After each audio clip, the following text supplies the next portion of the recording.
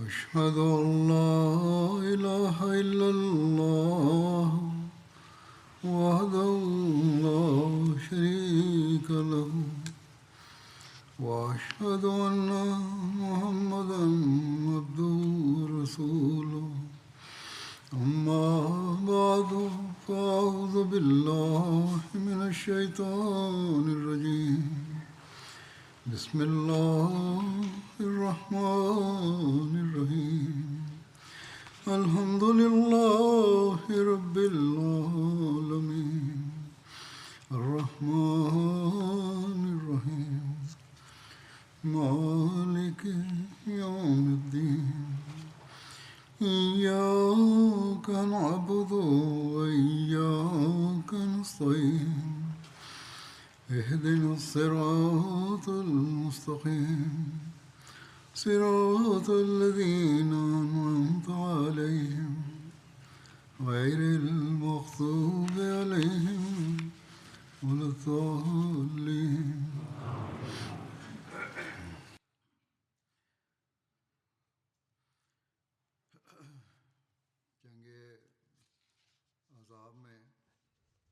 Es wurde der Verrat des Stammes Banu Qurayza während der Grabenschlacht erwähnt und wie ihre Festungen nach der Schlacht belagert wurden, um sie für das Leid, das sie den Muslimen zugefügt hatten und den Verrat, den sie begangen hatten, zu bestrafen. Die weiteren Einzelheiten hierzu lauten folgendermaßen: Als die Belagerung ihren Höhepunkt erreichte, kamen die Banu Qurayza auf Entscheidung des heiligen Propheten sallallahu alaihi wasallam aus ihren Festungen heraus.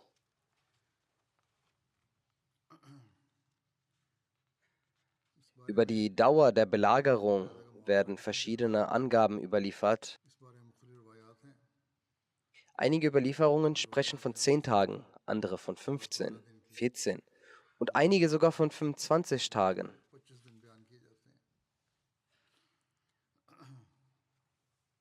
Hazrat Mirza Bashir Ahmad Sahib radhiyallahu anhu hat verschiedene historische Angaben herausgearbeitet und gesagt, dass die Dauer dieser Belagerung etwa 20 Tage betrug.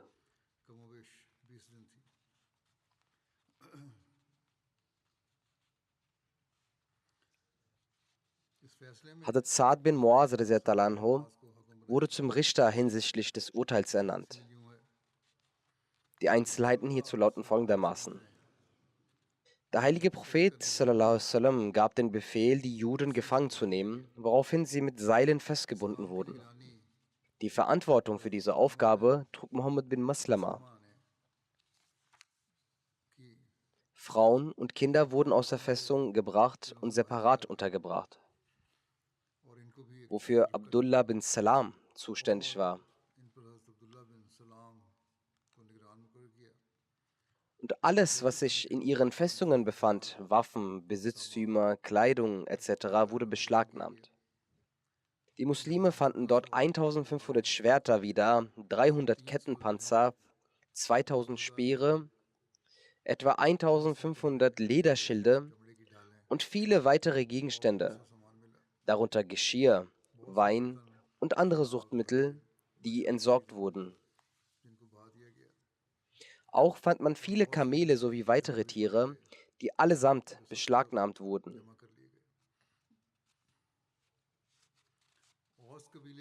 Einige Älteste des Stammes Aus kamen zum heiligen Propheten sallallahu alaihi wasallam und sagten: O Prophet Allahs sallallahu alaihi wasallam, die Banu Qurayza sind unsere Verbündeten und sie sind äußerst bestürzt über ihren Verrat. Bitte begnadigen Sie sie uns zuliebe. Der heilige Prophet schwieg zunächst. Doch das Drängen der Aus wurde stärker und alle Mitglieder der Aus kamen und äußerten hierfür ihre Bitte. Der heilige Prophet sagte daraufhin: Wäret ihr damit einverstanden, dass das Urteil über sie von einem eurer Leute gefällt wird? Alle stimmten dem zu. Der heilige Prophet sagte: Dann wird Sa'd bin Muaz hierfür ernannt. In einer weiteren Überlieferung wurde erwähnt, dass der heilige Prophet sagte, sucht für das Urteil einen meiner Gefährten aus. Und die Leute wählten dann Hazrat Sa'd bin Muaz radhiyallahu anhu aus.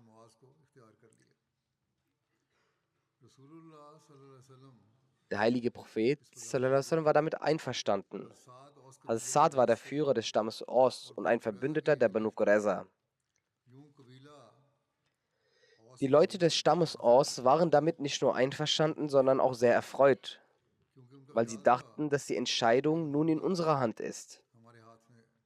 Es war ein Brauch in Arabien, dass dem verbündeten Stamm geholfen wird.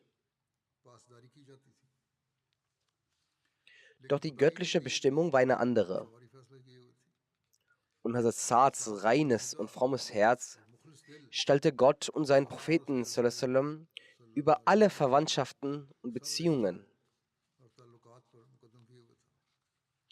Zu diesem Zeitpunkt befand sich Hazrat Sa'd radhiyallahu anhu in der Moschee in Medina im Zelt von Rafida Aslamiyya. Rafida Aslamiyya pflegte die Verletzten und hierfür hatte sie ein Zelt in der Moschee. Der heilige Prophet selbst ließ Hazrat Sa'd dort versorgen, damit die Behandlungen etc. einfacher verläuft und der heilige Prophet ihn auch besuchen kann. Er war nämlich verletzt, Hazrat Sa'd. Als der heilige Prophet diese Entscheidung an Hazrat Sa'd übergab, ging der Stamm aus zu ihm und sie transportierten ihn auf einem Esel, auf dessen Sitz aus Palmenrinde bestand. Auf dem Sattel wurde ein Lederbezug gelegt. Auch der Zaum des Tieres bestand aus Palmenrinde. Hazrat Sa'd war kräftig und jung.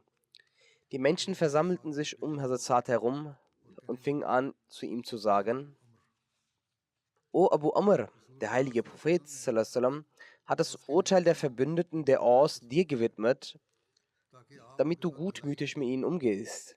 So zeige ihn gegenüber deiner Huld. Zu der Zeit versammelten sich noch weitere Menschen, doch Hazrat Sa'd schwieg. Als das Belangen der Menschen stärker wurde, sagte Hazrat Sa'd: Die Zeit ist nun gekommen, dass ich um Allahs Willen den Tadel eines Tadlers nicht mehr berücksichtige. Hazrat Sa'd ging zum heiligen Propheten sallallahu alaihi wasallam. Derweil saßen auch die anderen Leute beim heiligen Propheten. Als Hazrat Sa'd bin Muaz erschien und in Sahih Bukhari und Sahih Muslim steht, dass als er bei der Moschee ankam, in dem der Gesandte Allahs sich befand und die während der Belagerung der Banu Qurayza für die Verrichtung der Gebete bereitgestellt worden war, erblickte ihn der heilige Prophet sallallahu alaihi wasallam und sagte: Erhebt euch zu Ehren eures Führers. In einer anderen Überlieferung kommt vor, dass der heilige Prophet sagte: Erhebt euch für den besten Mann unter euch. Die Leute der Banu Abdul Ashal sagten: Wir stellten uns für Sa'd in 2 Reihen auf. Jeder von uns hieß ihn willkommen, bis er schließlich vor dem heiligen Propheten trat. Der heilige Prophet sagte: O Sa'd, verleih ein Urteil über sie. Sa'd erwiderte: Allah und sein Gesandter steht es eher zu, das Urteil zu fällen. Der heilige Prophet sagte: Gewiss, Allah hat dir befohlen, dass du über sie entscheidest. Die Leute des Stammes Aus fingen zu sagen: O Abu Amr, der heilige Prophet hat das Urteil über eure Bundesgenossen euch überlassen.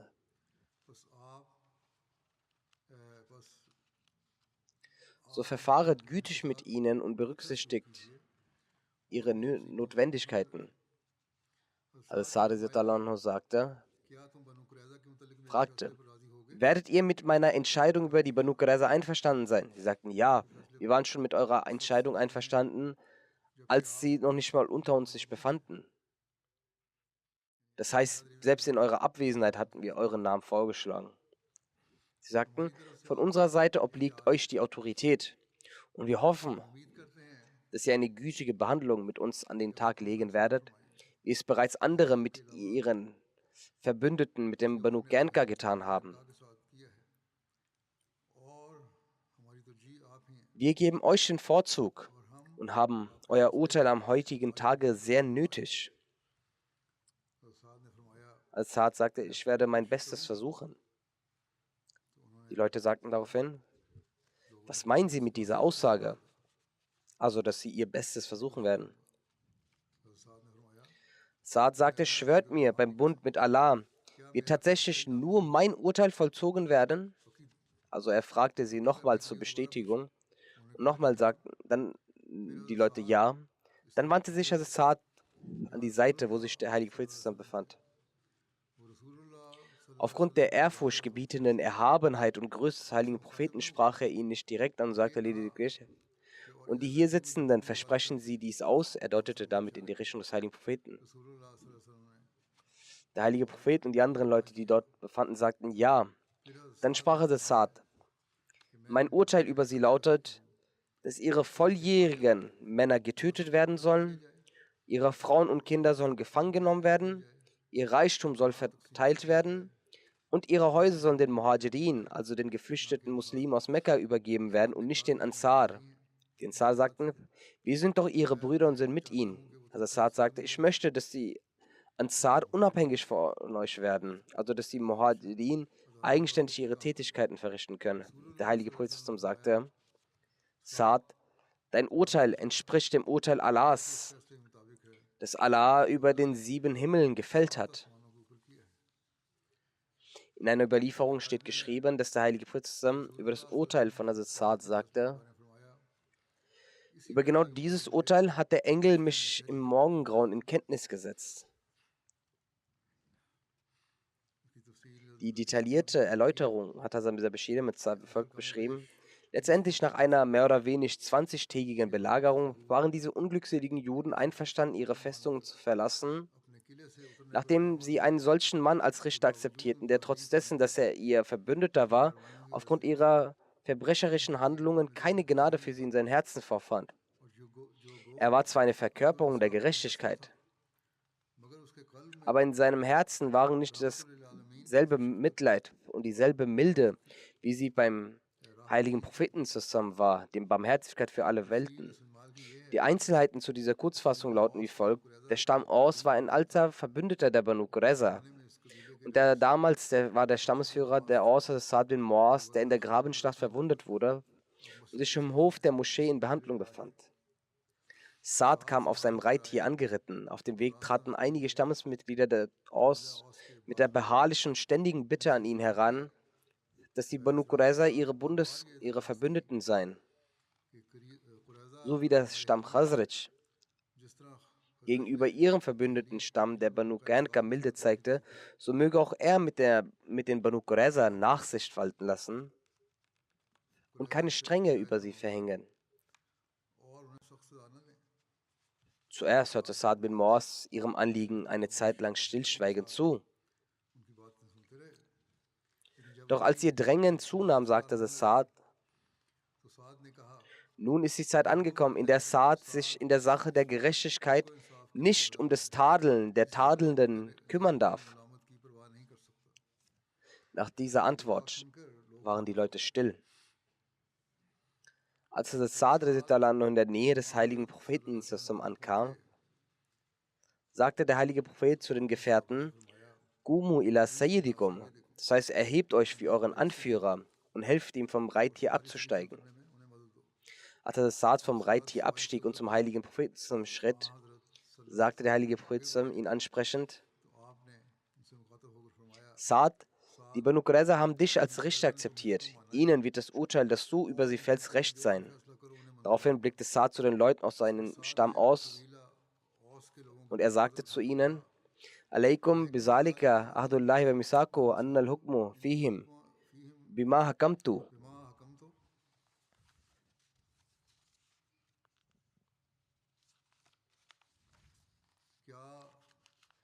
Das bedeutet, versprichst du im Namen Gottes, dass du dich an diese Entscheidung halten wirst, die ich über die Banu Qurayza treffen werde?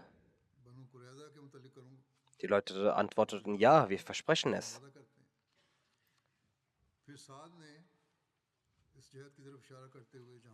Dann zeigte Saad auf die Stelle hin, wo der heilige Prophet normalerweise sitzt, war Mahalaula. Verspricht es auch dieser Herr, der hier normalerweise sitzt, dass er sich unter allen Umständen sich meiner Entscheidung halten wird? Der heilige Prophet sagte, ja, ich verspreche es. Nach diesem Versprechen verlas Saad seine Entscheidung, die besagte, die Kämpfer der Banu Qurayza werden getötet und ihre Frauen und Kinder sollen gefangen genommen werden. Ihr Vermögen soll unter den Muslimen verteilt werden.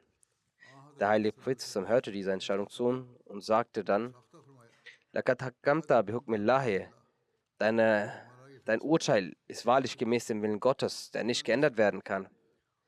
Diese Worte deuteten darauf hin, dass die Umstände, unter denen diese Entscheidung getroffen wurde, zeigen, dass hier eindeutig der Wille Gottes zu sehen war. Deshalb konnte auch die Barmherzigkeit des heiligen Propheten dieses nicht stoppen.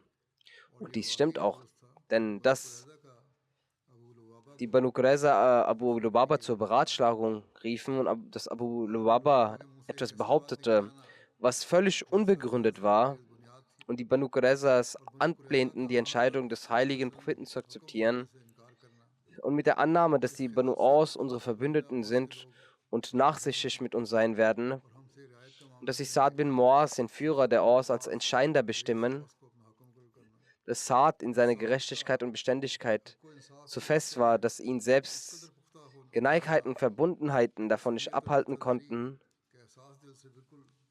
und dass Saad vor seiner Entscheidungsverkündung vom Propheten zusammen das Versprechen nahm, dass unter allen Umständen diese Entscheidung vollzogen wird. Dies alles kann kein Zufall sein. Und sicherlich hatte im Hintergrund der Wille Gottes gehandelt. Und diese Entscheidung war die Entscheidung Gottes gewesen, nicht die von Saad. Über die Entscheidungsverkündung von Saad bin Muaz heißt es, dass nachdem Saad die Entscheidung verkündet hatte, ging der heilige Prophet sallallahu alaihi wasallam am 9. Sulhajja, am Donnerstag, zurück nach Medina. Gemäß einer anderen Überlieferung war es am 5. Sulhajja gewesen. Ibn Sa'd schreibt, dass der heilige Prophet am 7. Sulhajja nach Medina zurückkehrte und es der Donnerstag war. Über die Gefangenen wurde befohlen, dass sie nach Medina gebracht werden sollen. Gemäß der Anweisung des heiligen Propheten wurden die Gefangenen ins Haus von Hazrat Usama bin Zaid gebracht. Frauen und Kinder wurden in das Haus von Hazrat Ramla bint Haris gebracht. Es wird auch gesagt, dass alle in das Haus von Ramla bint Haris gefangen gehalten wurden. Es wurde befohlen vom heiligen Propheten, dass sie für sie Datteln bringen sollen, und die Datteln wurden auf dem Boden zerstreut. Denn es wurden äußerst viele Datteln gebracht, und die ganze Nacht haben die Juden diese Datteln gegessen. Es wurde auch befohlen, die Waffen, Kleidung und Vermögen, alles in das Haus von Ramla zu bringen, und die Kamele und Ziegen wurden dort unter den Bäumen zum Grasen freigelassen. Also Mirza Bashir mit Zeit schreibt, es scheint, dass aufgrund des Verrats, der Rebellion und der Unordnung, des Mords und des Blutvergießens der Banu Qurayza bereits das Urteil vom himmlischen Gericht der Gerechtigkeit gefallen wurde, sodass ihre Kämpfer von der Erdoberfläche getilgt werden sollten. Die göttliche Anweisung, die dem heiligen Propheten bezüglich dieser Schlacht zunächst gegeben wurde, bestätigt ebenfalls, dass dies eine göttliche Bestimmung war. Gott wollte jedoch nicht, dass dies Urteil von seinem Gesandten zusammen ausgesprochen wird, und hielt aus diesem Grund den heiligen Propheten zusammen durch äußerst komplexe Manifestationen seiner Macht vollständig trennt und ließ dieses Urteil von Saad verkünden. Darüber hinaus wurde diese Ankündigung oder diese Urteil so gesprochen, dass der heilige Prophet in dieser Entscheidung nicht beeinflusst war, da er bereits versprochen hatte, dass er das Urteil vollständig akzeptieren werde.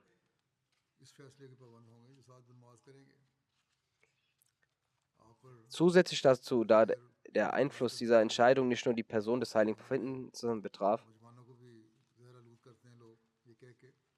Es gibt auch einige, die auch unsere Jugendlichen beeinflussen. Sie sagen, die Muslime waren sehr tyrannisch gegenüber den Banu Qurayza.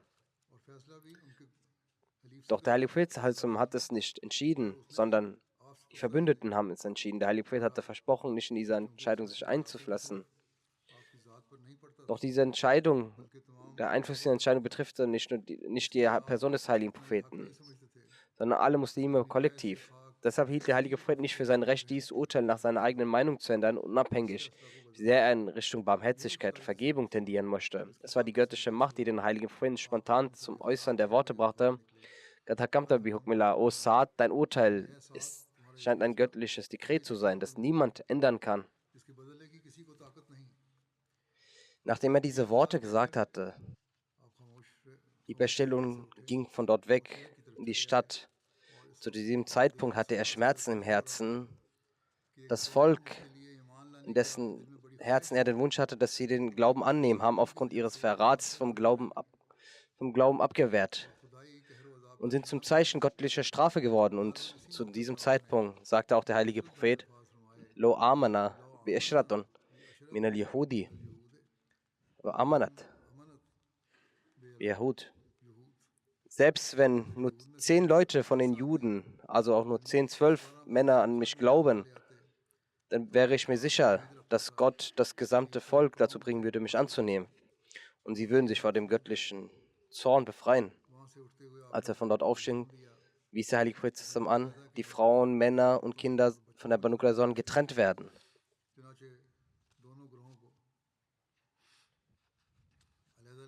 Dementsprechend wurde beiden Gruppen getrennt und nach Medina gebracht und in 2 verschiedene Häuser in die Stadt untergebracht. Auf Befehl des heiligen Propheten stellten die Gefährten, von denen wahrscheinlich einige auch selbst hungrig waren, Berge von Früchten für die Banu Qurayza bereit. Und es ist überliefert, dass die Juden die gesamte Nacht mit dem Verzehr der Früchte beschäftigt waren. Am nächsten Morgen befahl er, Gruben aus einem Markt in Medina auszuheben, die sich vom Haus von Abu Jahan aus Medina bis zur Hijara Zed erstreckten. Dann nahm der heilige Prophet Platz und einige weitere Gefährten waren ebenfalls anwesend. Der heilige Prophet ließ die Männer von Banu Qurayza herbeiholen. Sie wurden in Gruben herausgeführt und in diese Gräben hingerichtet. Als sie herausgeführt wurden, fragten sie Ka'b bin Asad: Was denkst du? Was hat Mohammed, der Gesandte Allahs, mit uns vor? Jemand fragte ihn danach. Er antwortete darauf: Er hat etwas vor, das euch missfallen wird. Also die Leute fragten Ka'b bin Asad: Ka'b, was denkst du, was hat Mohammed mit uns vor? Er antwortete: Er wird das tun, was euch missfallen wird, was euch nicht gefallen wird, und Verderben soll über euch kommen. Ihr versteht es nicht in irgendeiner Lage. Der Rufende lässt einen nicht frei und wer geht, kehrt nicht zurück. Bei Allah, das Schwert erwartet uns. Das heißt, wir haben keine Überlebenschancen mehr.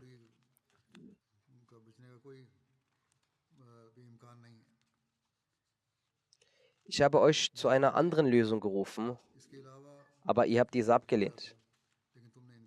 Die Juden sagten: Das ist kein Zeitpunkt des Zornes. Hätten wir deinen Rat befolgt, hätten wir nicht das Bündnis gebrochen, das zwischen uns und Mohammed bestand. Huy bin Akhtab sagte: Lasst uns nun die Vorwürfe beiseite legen. Nun wird nichts mehr von euch ferngehalten. Nun bleibt nur Geduld im Angesicht des Schwertes. Hazrat Ali und Hazrat Zubair bin al-Awwam wurden mit der Hinrichtung der Juden beauftragt. Laut einigen Überlieferungen wurden einige Gefangene unter verschiedenen Gefährten aufgeteilt, um sie hinzurichten. Mirza Bashir Ahmad beschreibt die Einzelheiten wie folgt: Am nächsten Morgen sollte das Urteil von Saad bin Muaz vollstreckt werden. Der heilige Prophet bestimmte einige fähige Männer hierfür, um diese Aufgabe zu übernehmen, und setzte sich selbst an einen nahegelegenen Ort, damit er bei Bedarf sofort Anweisungen erteilen könne, falls während der Vollstreckung des Urteils etwas Unvorhergesehenes geschehen sollte, das seine Anweisung erfordern könnte. Ebenso sollten etwaige Gnadengesuche für die Schuldigen sofort entschieden werden. Auch wenn das Urteil von Saad keine gerichtliche Berufung zuließ, konnte der heilige Prophet in seiner Funktion als König oder Staatsoberhaupt einer Demokratie auf Grundlage besonderer Umstände durchaus ein Gnadengesuch für eine Person anhören. Aus Mitgefühl ordnete er ebenfalls an, dass die Schuldigen einzeln und getrennt hingerichtet werden sollten, damit während der Hinrichtung eines Schuldigen kein anderer anwesend sei. So wurde ein Schuldiger nach dem anderen herbeigebracht und gemäß dem Urteil von Saad bin Muaz hingerichtet.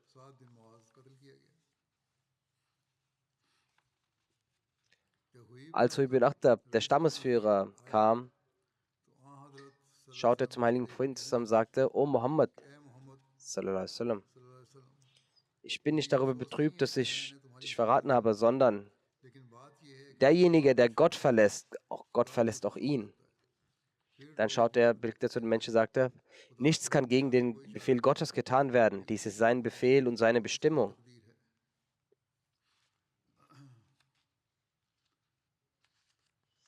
Genauso als Gab bin Asad hingerichtet wurde.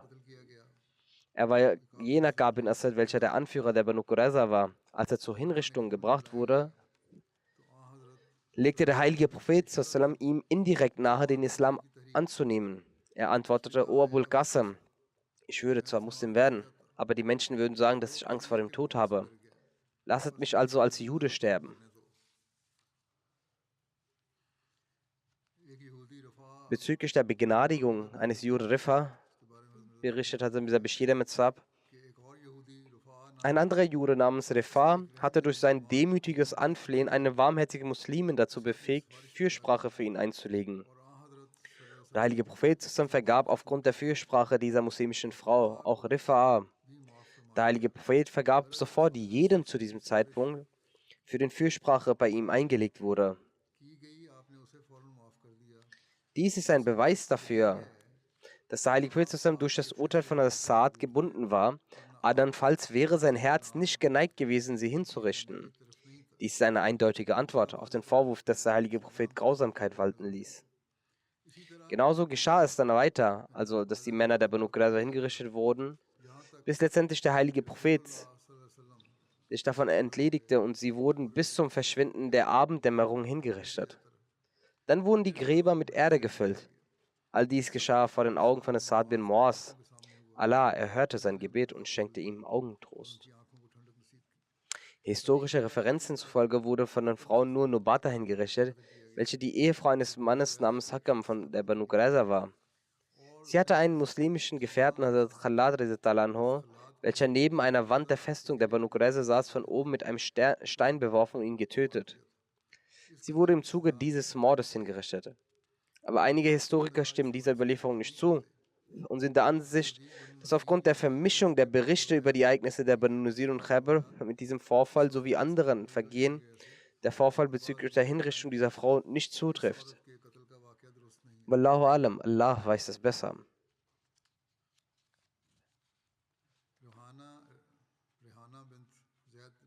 Es wird auch über den Vorfall Rihanna bint Zaid berichtet. Die gefangenen Frauen und Kinder der Banu Qurayza wurden unter den Muslimen Medinas aufgeteilt. Unter ihnen war auch eine Frau namens Rihanna bint Zaid vom Stamm Banu Nazir. Und sie war mit einem Mann namens Hakam vom Stamm Banu Qurayza verheiratet. Der heilige Prophet zusammen wählte sie für sich aus. Einigen zufolge nahm sie den Islam an. Einigen anderen zufolge nahm der heilige Prophet sie als Konkubine. Und wiederum einige andere zufolge heiratete der heilige Prophet sie. Es gibt also unterschiedliche Überlieferungen. Was stimmt, was nicht stimmt, wird im Anschluss auch erläutert. Bei der Analyse dieser Überlieferung wird ersichtlich, dass den Historikern diesbezüglich ein Irrtum unterlaufen ist. Erstens entspricht diese Überlieferung nicht den Tatsachen. Sollte sie jedoch einen gewissen Wahrheitsgehalt besitzen, so ist dieser lediglich darauf beschränkt, dass der heilige Prophet sie befreite und sie zu ihrem Elternhaus zurückkehrte und dort verstarb.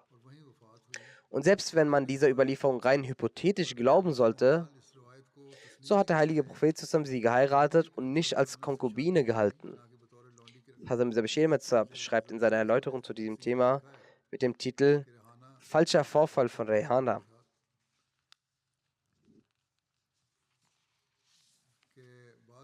Verschiedene Historiker berichten, dass unter den Gefangenen der Banu Qurayza eine Frau namens Rehana war, welche der heilige Prophet zusammen als Konkubine für sich behielt.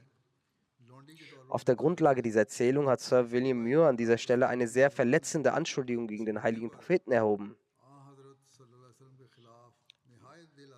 In Wirklichkeit ist diese Erzählung jedoch völlig falsch und unbegründet. Erstens weist die oben zitierte Erzählung von Sayyid Bukhari nach, dass der heilige Prophet die Gefangenen der Banu Qurayza unter den Gefährten verteilte, was die Behauptung widerlegt.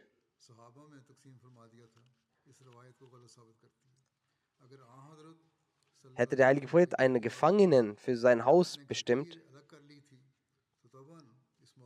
dann müsste es doch sicherlich in Bukhari stehen. Doch im Sayyid Bukhari steht nichts desgleichen. Des Weiteren, aus anderen Überlieferungen wird ersichtlich, dass Rehana unter jenen Gefangenen war, die der heilige Prophet sallallahu alaihi wasallam, aus Güte freiließ und dass Rehana danach Medina verließ und in ihr Elternhaus Mekka, zu den Banu Nizir ging. Sie blieb denn dort.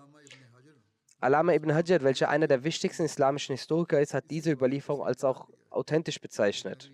Selbst wenn angenommen wird, dass der heilige Prophet Rehana unter seine Verantwortung genommen hätte, selbst dann wäre sie vermutlich seine Ehefrau, nicht seine Konkubine gewesen. Die Historiker, die erwähnt haben, dass der heilige Prophet sie unter ihre Verantwortung genommen haben, haben hierzu hinzugefügt, dass der heilige Prophet sie befreite und sie dann heiratete. So hat Ibn Sa'd eine Überlieferung, die in Rehanas Wörtern geschrieben sind, erwähnt, in der Rehana sagt, der heilige Prophet hatte mich freigelassen, als ich dann zum Islam konvertierte, heiratete er mich. Und meine Morgengabe betrug 12 Okia und 40 Dirham. Zudem hat Ibn Sa'd die Überlieferung, auf die sich Sir William Muir auch stützt, begründet, also widerlegt und als falsch deklariert. Es sind sehr fragwürdige Überlieferungen. Es steht auch, dass dies die Auffassung der Historiker ist.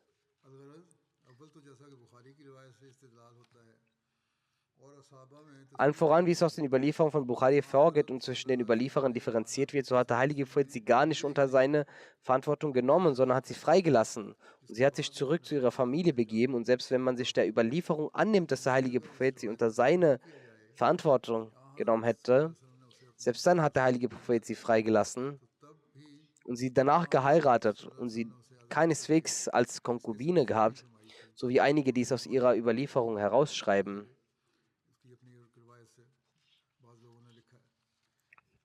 Wie weit all das stimmt, weiß Allah besser. Außerdem sollte man beachten, dass bezüglich Rehanas Namen und Stammzugehörigkeit man so uneinig ist, dass es nicht einmal falsch wäre, ihre Existenz in Frage zu stellen. Vor allem, wenn man sich vor Augen führt, dass sie die Ehefrau eines solchen Mannes genannt wird, der gewiss auf der ganzen Welt eine historische Persönlichkeit ist, ohne Zweifel. Über die Erläuterung zu der Aufteilung der Kriegsbeute lautet es wie folgt. Als die Kriegsbeute zusammenkam, hat der heilige Prophet die Datteln aufgeteilt. In diesem Krieg gab es 36 Pferde. Für ein Pferd gab es 2 Teile und für den Reiter einen Teil. Und für die Fußläufigen wurde ein Teil bestimmt. 1000 Frauen und Kinder waren gefangen. Der heilige Prophet hat vor der Austeilung der Kriegsbeute daraus das 1/5 herausgenommen. Er machte hieraus 5 Teile für die Gefangenen und den 5. Teil bewahrte er für sich auf. Er verschenkte diesen Teil und machte daraus auch Mittel. Er hat auch aus den Datteln den 5. Teil, also das Hummus rausgeholt, sowie aus anderen Teilen, und dies wurde dann aufgeteilt. Bei allen Aufteilungen wurde per Zufall ausgelost. Der, bei dem dieses Khums, also das 5. herauskam, nahm es an. Also Mahmia bin Jaza wurde als Aufsichtsperson für den Khums, also für den 5. Teil bestimmt, und dann wurden die restlichen 4 Teile aufgeteilt. Der heilige Prophet sallam, vergab es auch an den Propheten, die während des Kriegs anwesend waren. Zu den Frauen zählten Hazrat Safia bint Abdul Muttalib, Hazrat Amara, Hazrat Salid, Hazrat Ala Ansariya, Hazrat Sumaira bint Qais, Hazrat Saad bin Muaz und Hazrat Kabsha bint Rafi. Der heilige Prophet sallam, entsandte Hazrat Saad bin Ubadah zusammen mit einer Gruppe für den Verkauf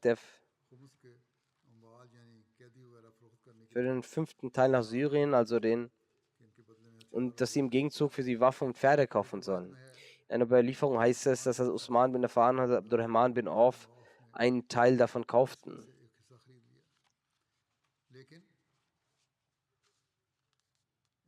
Es gibt aber auch die Überlieferung, dass alle Gefangene in Medina behalten wurden und nicht weggeschickt wurden, die der heilige Prophet sallam gnädigerweise von Zeit zu Zeit auch freiließ. Also Mirza Bashir Ahmad Sabri, der darüber viel recherchierte, schreibt in seinem historischen Buch über die Kinder und Frauen, die entsprechend Saads Entscheidung gefangen genommen wurden, erfährt man in einigen Überlieferungen, dass der heilige Prophet zusammen sie nach Najd entsandte, wo einige ansässige Stämme das Fidya für sie zahlten und sie dann befreiten. Und die Muslime haben dann mit diesem Geld für ihre Kriegsvorkommen auch Pferde und Waffen gekauft. Sollte dies geschehen, wäre dies nicht abwegig, da die Stämme in Najd und Banu Qurayza Verbündete waren. Und nur wenige Tage vor dem Krieg gegen Qurayza hatten sie in der Grabenschlacht gegen die Muslime gekämpft. Und in Wahrheit hatten die Banu Qurayza auf Betreiben der Menschen aus Najd die Fahne der Rebellion gegen den heiligen Propheten zusammen erhoben.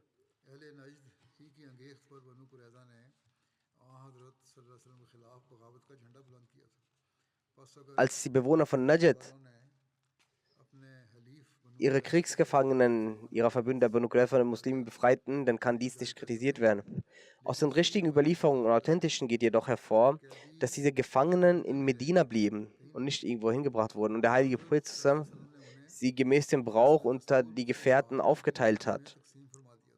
Einige von ihnen zahlten dann ihr Lösegeld, um eine Freilassung zu erlangen. Und einige ließ der heilige Prophet einfach so frei als ein Akt der Güte. Und dann wurden diese Menschen langsam selber zu Muslimen. Einige von ihnen sind Atiyah Kursi, Abdurrahman bin Zubair, bin Batia, Gab bin Sulaim und Mohammed bin Ka'b. Sie alle nahmen den Islam an. Und Mohammed bin Ka'b war ein Muslim mit einer sehr hohen Stellung.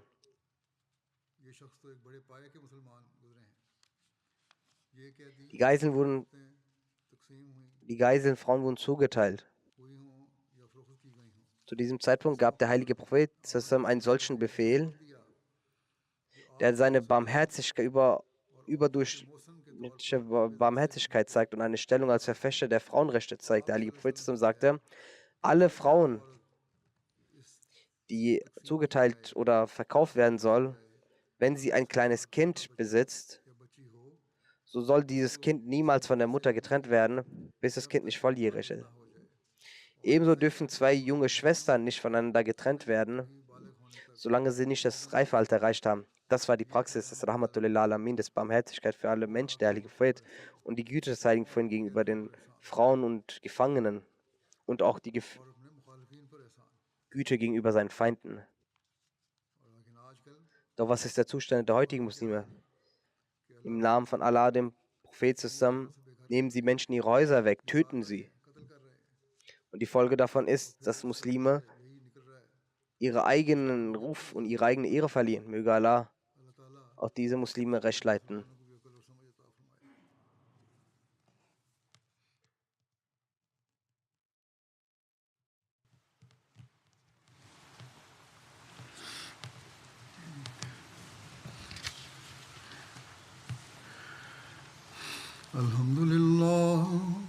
الحمد لله نحمده ونستعينه ونستغفره ونؤمن به ونتوكل عليه ونعوذ بالله من شرور أنفسنا ومن سيئات أعمالنا من يهده الله فلا مضل له ومن يضلل فلا هادي له ونشهد أن لا إله إلا الله ونشهد أن محمدا عبده ورسوله عباد الله رحمكم الله إن الله يأمر بالعدل والإحسان وإيتاء ذي القربى وينهى عن الفحشاء والمنكر والبغي يعظكم لعلكم تذكرون